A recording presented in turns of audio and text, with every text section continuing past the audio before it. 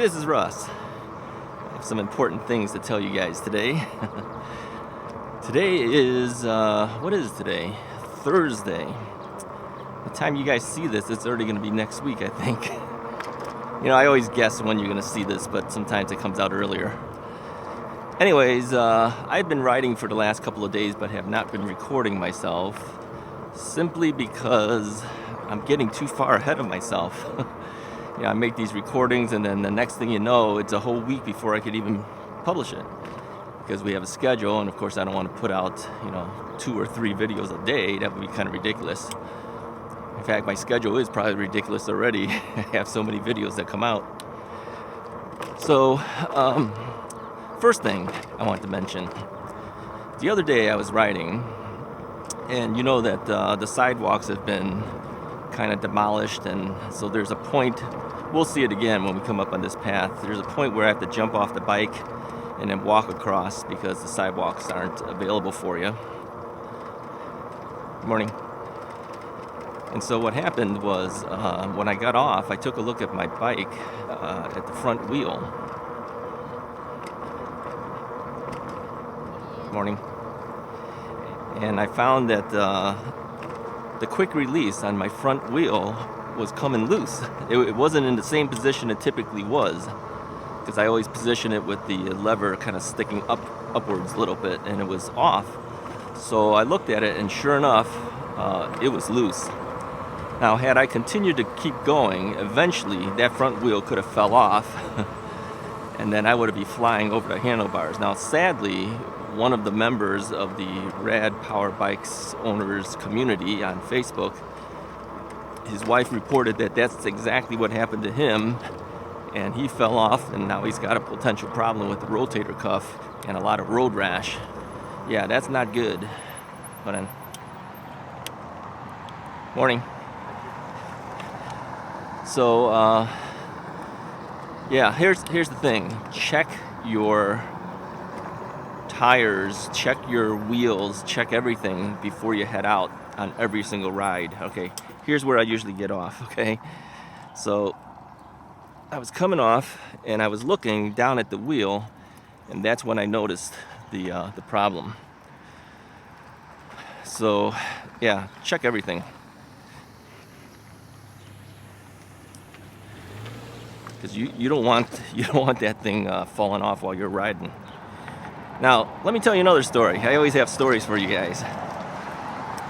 That kind of happened to me, but a little different situation. Back when I was, I believe I was maybe a freshman in high school.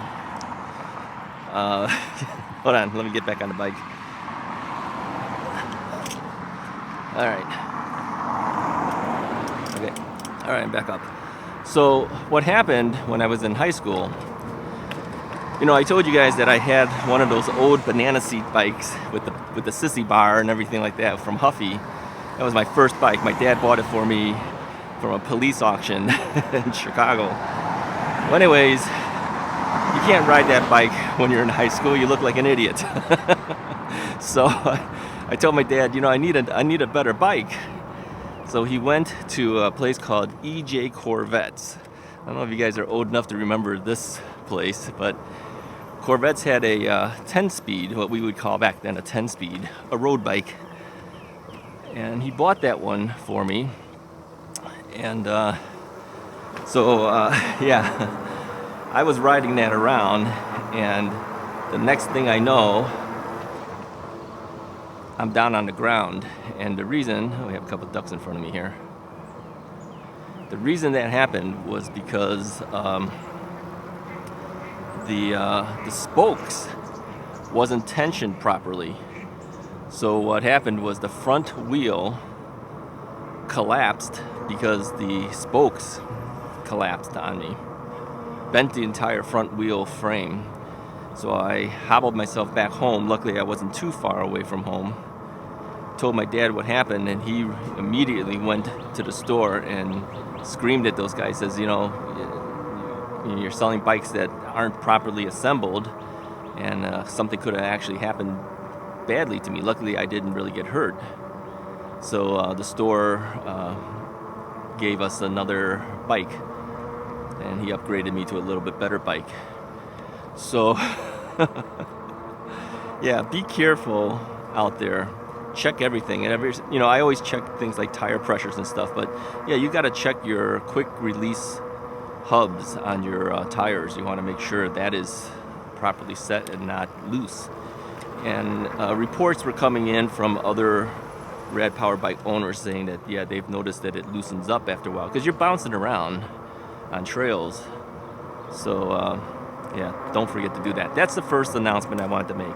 Second one, I wanted to say thank you to one of our subscribers, Craig, who mentioned he saw the video I did on Bussy Woods, my first ride to Bussy Woods. And there we go again, things blowing into my eyes. And he said, when I was on Goff Road, there's a Portillo's not too far from there. I know exactly where that is. And he says, had I crossed Goff Road at that point, I was literally maybe a half a block away from an entrance to Bussy Woods. There's one of the trails goes there. So I think I'm going to go try that. Goes across Salt Creek, I think it's called. And if I can take that, that would save me a lot from having to go on Algonquin and also on Arlington Heights Road. My biggest fear is Arlington Heights Road. It's not because of the road. It's at that one intersection where people are trying to go to the right to enter I-90 highway. And of course, you're on a bike. You have to move to the middle lane in order to not be in the turn lane for I-90 highway. So I'm trying to get across, but these cars are coming down like 45, 50 miles an hour, and you can't get across. So eventually, I know you can't see it in that video, I'm signaling like crazy with my left hand, trying to tell cars I need to move over. Otherwise, if I keep going, I'll just end up on the highway. And you legally can't do that, and you don't want to do that, of course. So that's the biggest fear I had going to Bussy Woods.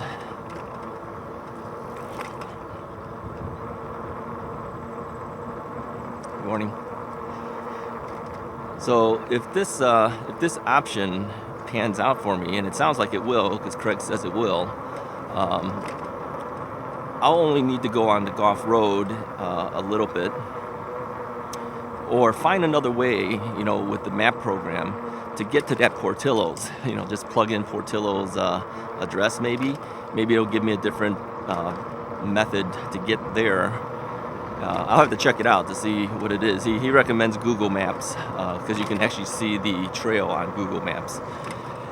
And that'll keep me safer. So thank you so much, Craig. I appreciate it. The local guys who are watching my channel, I appreciate all these helps because I don't know where everything is, and I'm learning it just like everybody else. So, the experienced guys that know where everything is, yeah, let me know. Tell me where else we can go, Hold on, let me pass this road here.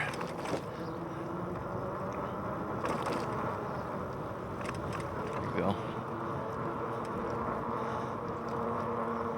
Good morning. So, so that's a big announcement there. I appreciate it. We're going to be doing Bussy Woods more because I think by the time this video comes out, you may have already seen a video that I announced that I actually purchased a secondary battery. Being Thursday, and by the time you guys see it, of course, it's totally different, but the battery's supposed to be coming in on Friday, so the next day, and then I have to make some modifications in order to mount this battery. Now the battery won't be a problem to mount, but I do have to remove the cradle. I have decided that I'm going to have to put that battery in the triangle of the frame of the bike, and then remove the Rad Power Bike's cradle and move that to the back rack. I'm gonna have to build something similar to maybe what Stan did, but I don't have Stan, the Reservoir Rat's rack. I don't have the same rack as him. So I have a standard rad rack in the rear. So I'm gonna have to build something maybe out of wood where I can mount the cradle onto the wood and then mount the wood onto the rear rack. So what I'm going to probably end up having to do is remove the top bag from my rear panniers. That's only on a couple of clips, and then I could maybe zip tie the wooden section of the cradle thing that I'm going to make. Zip tie that to the rear rack, and then I can put the top bag of the panniers back on top of it. I don't know about heat dissipation for that, but I think those Rad batteries are pretty decent. That even if I had a bag, sorry, this thing is blown right in my eyes again. If I had a bag on top of it, it should be okay. So I'm not going to go to Bussy Woods right away, even after the battery comes in, simply because I've got to test that battery out. I need to find out what its maximum range is. Obviously, it's going to be able to do Bussy Woods. Bussy Woods trail is probably, I think it's advertised as around 11 or 12 miles, but if I do this other part of the trail coming on Golf Road, that might add a little bit of mileage, I don't know. But, you know, this is supposedly a larger battery anyways. It's a 20 amp battery, so it should give me more range. Anyways, I'm going to test out the battery probably maybe a week or so. I always say that, and of course I'm going to go the next day. And then we'll go to Bussy Woods. All right. Okay, another announcement. All right. Rad Power Bikes has announced a new Rad Rover. It's now called the Rad Rover 6 Plus. All right. Now, morning. Now, those people who know me know that I often get the latest and greatest of everything. So I know people are probably wondering, is he going to sell the Rad Rover 5, which is what I'm riding right now, and buy the Rad Rover 6 Plus? As tempting as that might be, the answer would be no, I'm not going to do it. And there's a couple of reasons for it, okay? So I'm going to give you my 2 cents on the whole thing with the new version of the bike, right?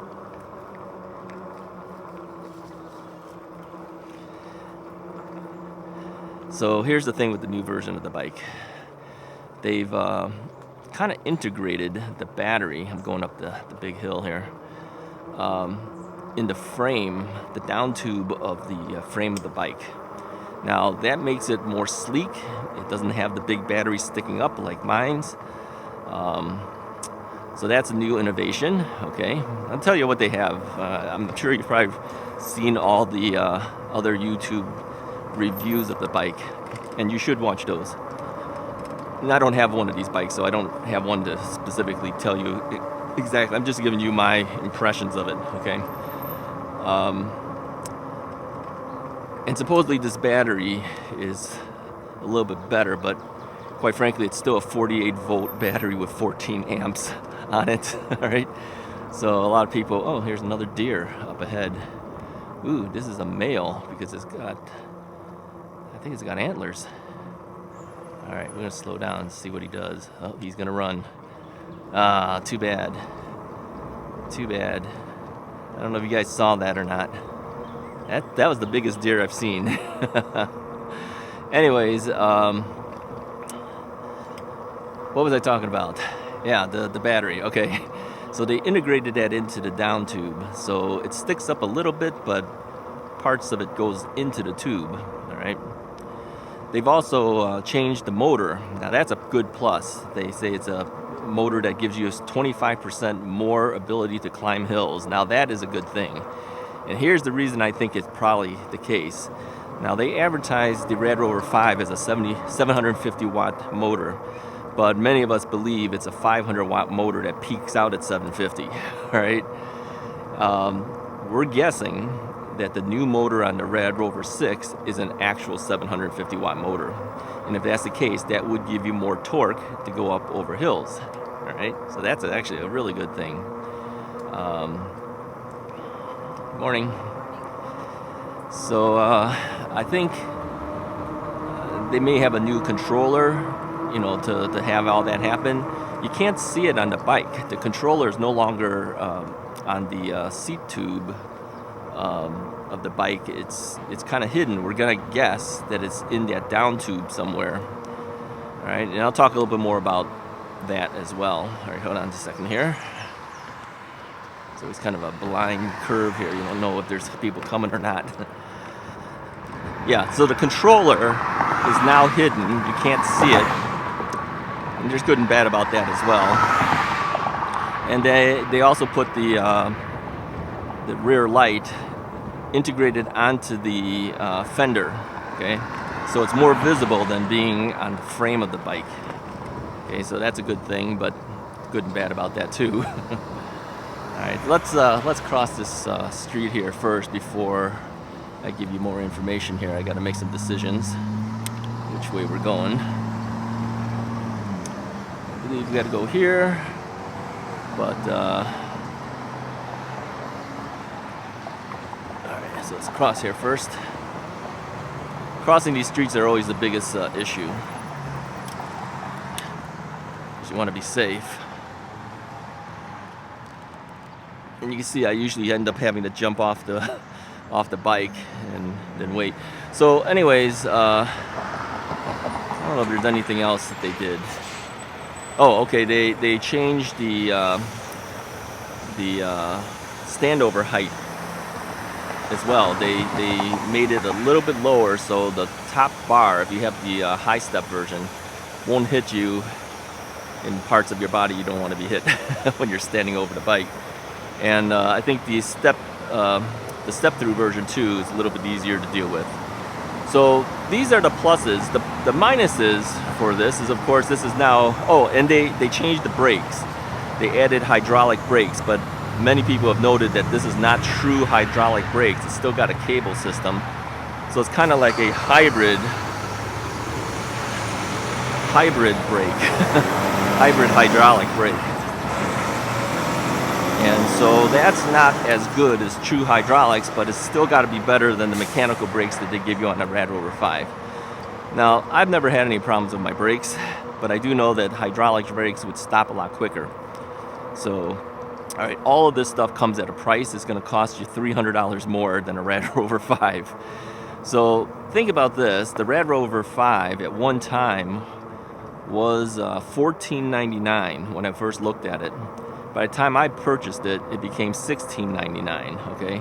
The new Rad Rover 6 Plus becomes $19.99. Now, that's not that surprising with all the changes they made to the bike, all right? And with the supply chain being a problem now for everybody, getting parts and everything, I don't blame them for raising the price of that particular bike because they're giving you more, okay? So that's okay. Here's the negative things about the bike that I can figure, okay? Because there's always negatives and positives.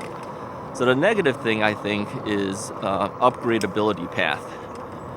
One of the things that got me interested in getting the Rad Rover 5 was the fact that a lot of people make things for the Rad Rovers. That you can upgrade things if you want to. You can change motors, you can change controllers, you can change your displays. You can change a lot of things, all right? You can change your batteries. You don't have to use their battery. In fact, you know that I'm buying the Chinese battery, the triangle battery. Okay, with the new integrated stuff to make it look sleeker and to match with what other manufacturers are doing, you're looking at proprietary parts now for the Rad. So if you want another battery, you gotta buy the Rad battery. Now I told you before. For at least for this battery, it was $549. But I wanted a charger because they don't give you a charger with that. That's $39. Okay, then you add sales tax, and here in Illinois, you're talking 10% sales tax.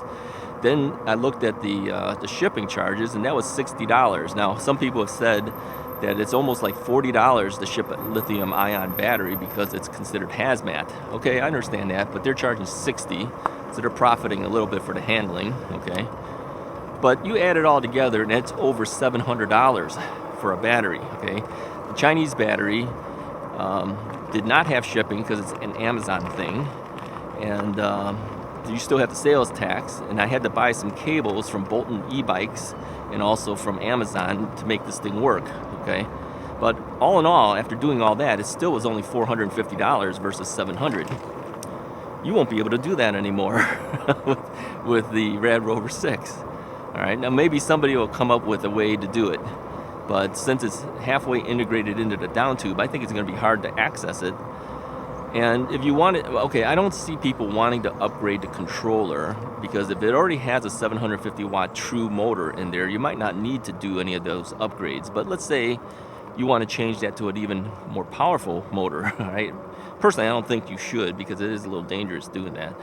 But let's say you wanted to do that, okay? Where's the controller? You can't even see it.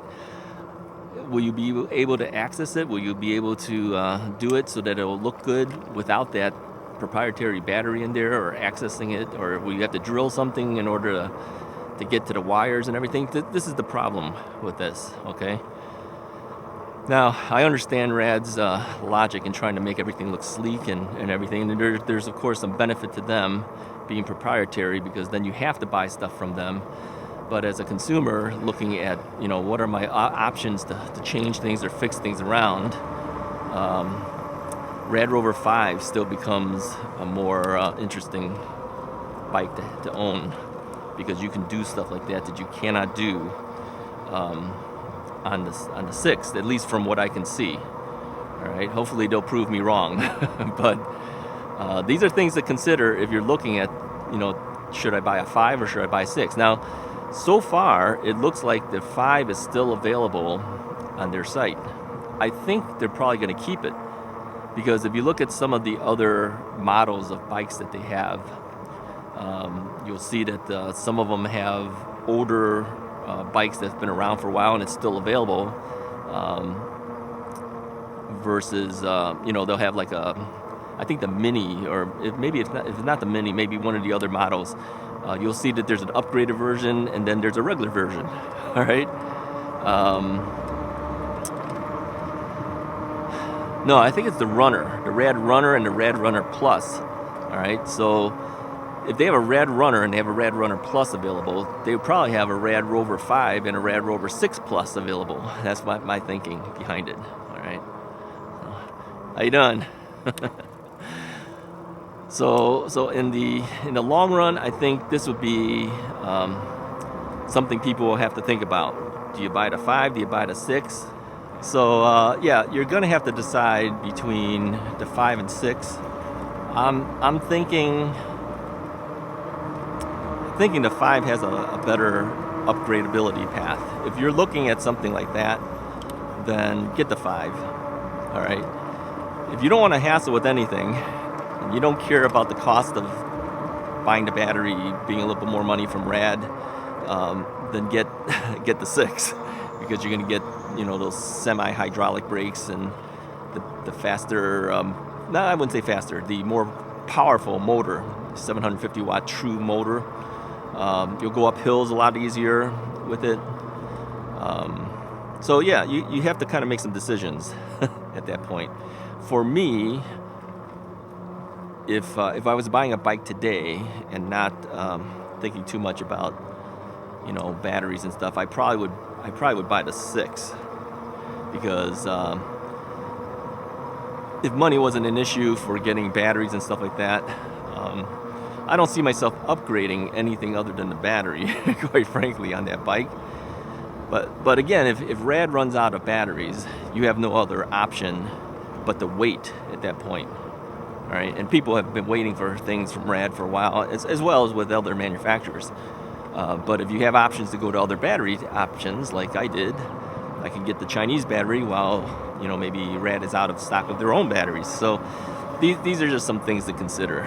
So hopefully you found this thing helpful as far as my viewpoint on the Rad Rover 5 versus the 6.